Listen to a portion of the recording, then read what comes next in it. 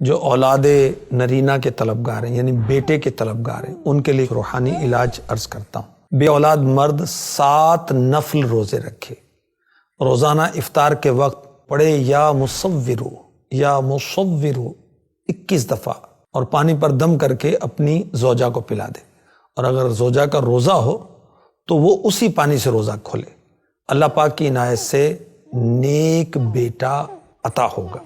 باری کے دنوں سے فارغ ہونے کے بعد حسب توفیق کچھ نہ کچھ خیرات کی جائے۔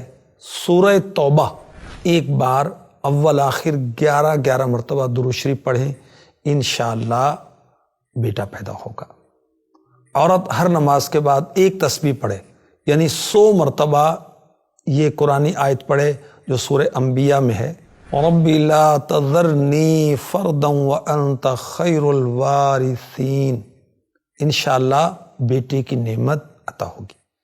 ایک اور روحانی علاج، میاں بیوی دونوں ڈیلی 101 مرتبہ پڑھیں سورہ کوثر، انا اعطیناک الکوثر فصل لربک وانحر ان شانئک هو الابتر۔ یہ سورہ کوثر ہے۔